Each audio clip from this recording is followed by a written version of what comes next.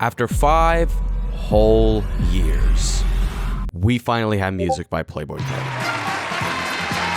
So, was the wait worth it? I tried recording my reaction to the album, you know, when it surprisingly came out at the ungodly hour of 7 in the morning, but my microphone started to sound like an absolute microwave. Alright guys, we're gonna react to this.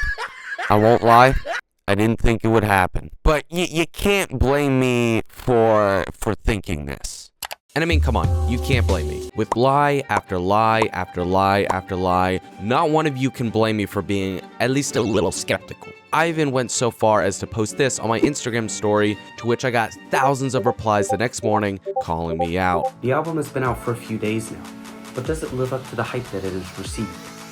Let's find out.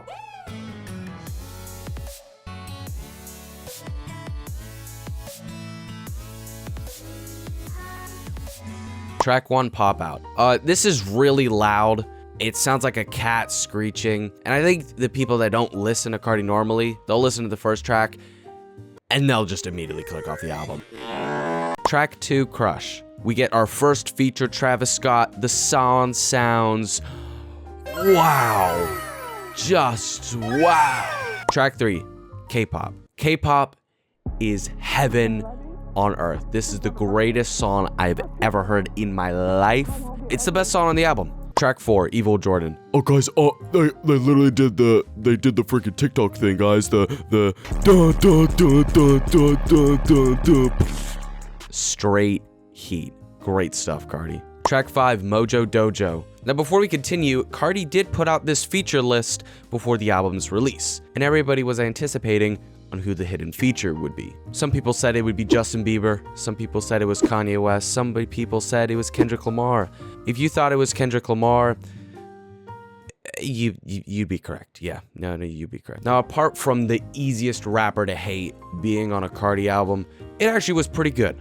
I will not lie. It was good, the vocals were great, but hopefully that's the last of him, at least on this album. Track 6, Philly, another Travis feature, probably his best feature on the album, to be honest. And I literally cannot remember this track. Track 7, Radar. This is a grand musical sensation to the ears. Track 8, Rather Lie. This song is for the pop fans, as we have The Weeknd heavily featured on this track. Non-rap fans can finally enjoy the album. Now, I thought I heard Justin Bieber's backing vocals like towards the end, but then I realized it was still 10 in the morning, and I was still probably like 70% asleep.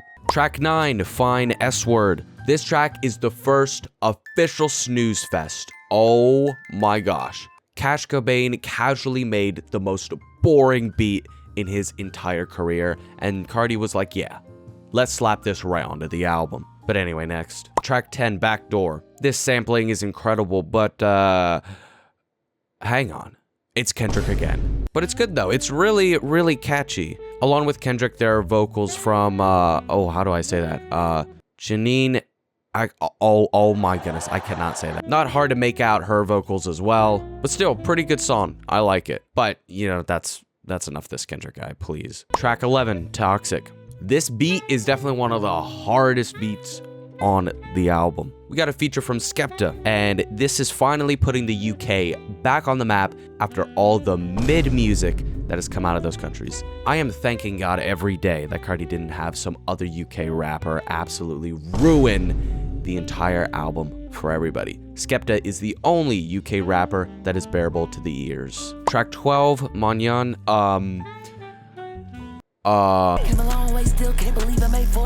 Track 13, Crank. This song isn't like a snooze fest, but it still like kind of sucks. The chorus is repetitive.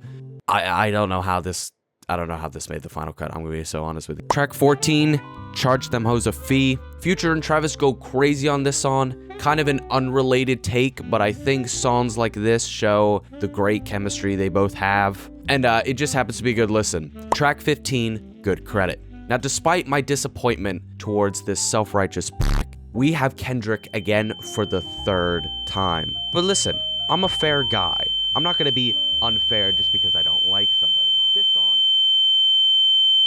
Track 16, I See You, Baby Boy. I'm just casually levitating again. Track 17, Wake Up Filthy. You know what? I actually completely forgot what it sounded like. I believe Travis was on this though. Track 18, Jumpin', Uzi feature, which I'm sure a grand total of 2 people are super stoked about this. But all jokes aside, it's actually pretty good. Track 19, Trim, hard carried by Future. Holy goodness. Probably Future's best verse on the entire album. Not sure how Cardi lets Future outshine him on his own album, but you know what? Whatever. Track 20, Coke News. What do I have on my notes here? Sia, and also Sia. Wow, great notes, Ransoms. Very cool. Track 21, We Need All the Vibes. Young Thug and Ty create a vibey song. You see what I did there with the title?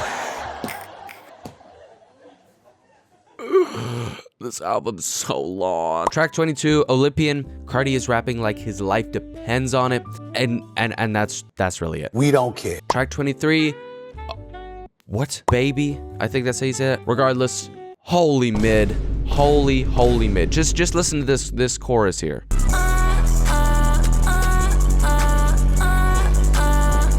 Track 22, Twin Trim is the second Uzi feature. It's very short, but it's basically him rapping the entire time. I don't think Cardi even said a singular vocal on this song, but I really can't remember. Again, the grand total of 2 Uzi fans gonna love this one. I'm gonna save you some time here. Like Wheezy, Dis One Got It, and Walk. Holy mid, don't even try. HBA is probably the redeeming factor towards the end of the album. This song was crazy when it was a leak, and now that it's finally out, well, you know, it sounds pretty much exactly the same, to be honest. Track 29, Overly. I'm tired, boss. And the final track of the album, track 30, South Atlanta Baby. I'm gonna be completely honest, South Atlanta Baby, it's a pretty solid song to end the album. This includes snippets of people glazing him, because, you know, of course he just has to add that. And that's it. Yeah, that's the entire album. Was it worth the wait? Sure. Yeah, I think so. Next video coming out in 2 years, and I'll see you then. Bye.